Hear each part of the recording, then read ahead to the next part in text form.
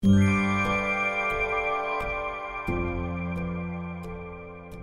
dia a todos. Queria antes de mais agradecer o convite para aqui estar hoje. Venho-vos falar sobre problemas em medicina interna no século XXI. E vou começar com esta declaração de Luís Campos, o novo presidente da Sociedade Portuguesa de Medicina Interna. Os melhores internos estão a fugir da medicina interna.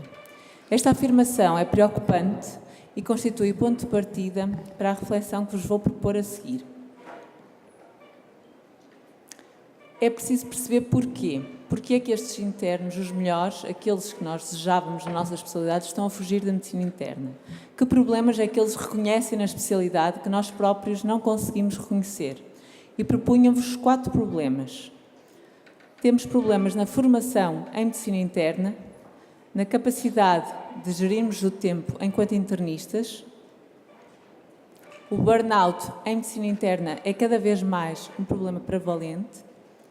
E, finalmente, a subvalorização da especialidade. Este problema é transversal, mantém-se na nossa atividade diária, assombra-nos os dias e, portanto, também é preciso falar sobre ele. Vamos começar por falar de problemas de formação em medicina interna. Atualmente, entram na especialidade, em 2015, entraram 200 novos colegas como internos de especialidade de medicina interna. Este número é sensivelmente o dobro do que acontecia há 5 anos atrás. Todos estes colegas têm a legítima expectativa de conseguir fazer um internato médico de qualidade, onde desempenhem trabalho médico acompanhado, com autonomia progressiva, sob a alçada de um orientador vocacionado para o fazer, onde trabalhem num serviço com qualidade clínica e científica, onde lhes é dado tempo e oportunidade para estudar. Mas o internista de hoje tem de acumular múltiplos papéis em simultâneo. Tem de ser líder, clínico, gestor, orientador, coordenador e investigador. E temos, por exemplo, o papel de orientador, que é um papel central na formação dos internos. Que problemas tem o orientador de hoje em dia? Ao orientador falta tempo para dispor para a formação, falta-lhe formação para saber o que deve ensinar ao seu interno e faltam-lhe incentivos para o fazer. E não estou a falar de incentivos financeiros, estou a falar de incentivos de outra natureza. Atualmente os serviços de medicina estão cheios de pessoas, cheios de internos de medicina e de outras especialidades médicas, cheios de IACs e às vezes também de alunos, mas temos poucos especialistas, temos poucos recursos humanos. E os internos surgem aqui como uma figura vulnerável por excelência, porque são a base da hierarquia hospitalar. Os internos de medicina interna estão a trabalhar com trabalho não acompanhado, sob abuso de horas extraordinárias, sofrem pressões de chefias intermédias e têm condicionamentos à realização de estágios. São estes os problemas que nós temos ainda a encarar e são estes os problemas que o interno de ano comum reconhece na nossa formação, que faz com que ela seja menos apelativa para depois escolher segui-la como um percurso futuro. Vamos passar ao próximo problema. Imaginemos que o nosso interno de ano comum fez o seu percurso e concluiu a sua especialidade e é agora internista. Como internista vai se deparar com o primeiro problema, que é a falta de tempo para fazer tudo o que tem a fazer. Falta-nos tempo e aprender a gerir o tempo de que dispomos. Somos uma especialidade altamente polivalente, estamos disponíveis e vivemos numa sociedade envelhecida e em que prevalece a doença crónica, o que faz com que estejamos assoberbados de trabalho. Um trabalho que é muitas vezes rotineiro, superficial, muito burocrático e que se torna intelectualmente pouco estimulante. Além disso, é mal valorado pelas nossas chefias e sofremos cargas horárias elevadas.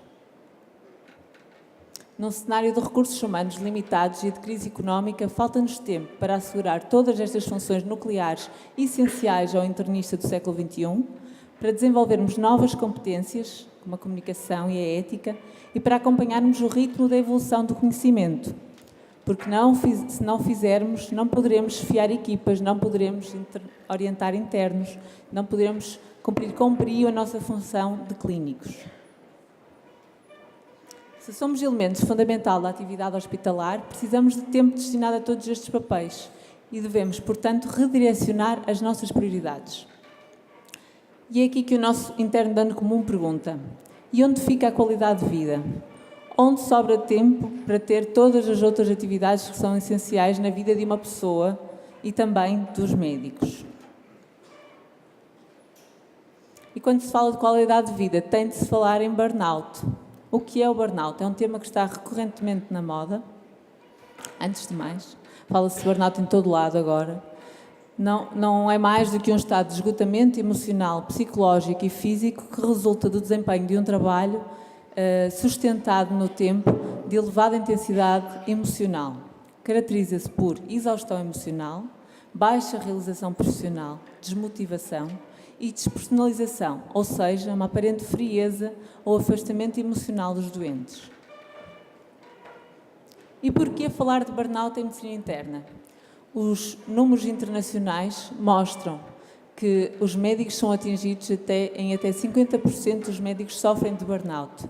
E a medicina interna recorrentemente está no top 5 das especialidades que mais sofrem com este problema.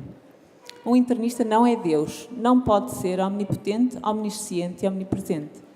O jovem internista sente-se rapidamente desmotivado, frustrado, com sobrecarga de trabalho, encara a especialidade como algo que lhe confere sacrifício pessoal, esgotado física e psicologicamente, evolui para o isolamento social.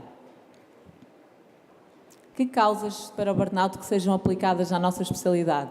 Assumimos a especialidade de medicina interna muitas vezes como sacerdócio e adiamos indefinidamente a nossa vida pessoal por causa disso. Temos formação inexistente quanto à multiplicidade de papéis a assumir. Somos formados para ser clínicos, não somos formados para muitos dos outros papéis que assumimos todos os dias. Temos déficits de recursos humanos, difícil progressão na carreira. Trabalhamos com dependência, sofrimento e morte. Temos uma elevada exigência de atualização e fazemos muitas tarefas administrativas no nosso dia-a-dia. Trabalhamos turnos de 24 horas, trabalho noturno e fazemos turnos com frequência. E temos também conflitos com papéis familiares e sociais, porque todos nós somos pais, irmãos e filhos de alguém e temos também de assegurar essas competências no nosso dia-a-dia. E porquê? Que consequências na nossa atividade se estivermos em burnout? O que se sabe é que doentes internados em unidades com staff em burnout têm taxas de mortalidade mais elevada, ou seja, desempenhamos atividade clínica com menos qualidade. E os médicos também têm consequências. Têm maior risco de doença mental, de comportamentos aditivos e de doença física. Deixo-vos só 2 números. Os suicídios representam 38% das mortes prematuras em médicos. E o número de divórcios é 20 vezes superior nos médicos do que na população em geral. Isto reflete o quanto este problema alastra a nossa vida familiar. Esta epidemia tem sido alvo de um pacto de silêncio. Quem o diz não sou eu. O que acontece é que os médicos, perante sofrimento físico e emocional, negligenciam as suas necessidades quanto à saúde. A este respeito, deixem-me só deixar-vos uma mensagem. A Ordem dos Médicos está muito decidida a fazer uma caracterização do que é o burnout em Portugal nos médicos portugueses. E atualmente está a decorrer um estudo onde era importantíssimo que os internistas também participassem, que vocês podem aceder naquele site, e que era importantíssimo que todos participássemos para que pudéssemos, de facto, retratar este problema na nossa especialidade e na nossa classe. Termino falando-vos da subvalorização da especialidade. A nossa especialidade ainda é subvalorizada pela sociedade, que apesar das várias tentativas de melhorar a nossa imagem, de divulgarmos quem somos, ainda não o conseguimos como um todo. A sociedade ainda não conhece o internista. Pelas administrações hospitalares, que nem sempre se lembram de nós pelos motivos certos, e pelas outras especialidades, que levam para si alguns doentes e que nos tiram o poder de gerir todo o doente médico. Doutora, desculpe, o que é um internista? Esta é uma pergunta que com certeza já alguém vos fez e os que não fizeram tinham-na no seu interior, mas não tiveram coragem de a fazer. A sociedade ainda não sabe quem somos e os doentes não exigem um internista como gestor da sua doença, mas são capazes de exigir um cardiologista ou um pneumologista para lhes prestar cuidados. Portanto, cabe-nos a nós mudar esta realidade. As administrações hospitalares solicitam-nos cada vez mais. Temos uma relação custo-benefício ótima. A questão é, polivalência e disponibilidade não podem ser sinónimo de trabalho barato, nem de disponibilidade apenas para tempo de crise. E é importante questionarmos, na era da técnica, quanto é que vale um raciocínio clínico, uma lista de problemas ou um esquema de orientação diagnóstico. Eu julgo que para as administrações hospitalares, em regra, não vale muito, mas nós não podemos deixar de considerar que o pensamento não é, de nenhuma forma, um valor menor. As especialidades definiram com clareza a sua área de poder e, ultimamente, conseguem levar para si o objeto das suas intervenções. A medicina interna, com o seu tudo saber fazer e tudo saber de tudo, tornou-se uma área imensa de limites imprecisos. O que acontece é que os colegas de outras especialidades têm escolhido para si os doentes e nós temos enfermarias cheias de doentes dependentes, paliativos, incumpridores, casos sociais, doentes em quem já alguém desinvestiu. E não é este o objeto de estudo da medicina interna. Pelo menos não é só este. Importa voltar a centrar em nós o poder de gerir todo o doente internado, pelo menos todo o doente internado médico, que atualmente não está nas nossas mãos, na generalidade dos hospitais. É assim que termina a minha apresentação. Acho que estamos todos de acordo num ponto. Queremos que os melhores internos escolham a medicina interna e queremos ver nos internistas o entusiasmo que lhes foi reconhecido no seu primeiro dia de trabalho. Muito obrigada. Temos de resolver estes e outros problemas. Está ao dispor para perguntas no fim.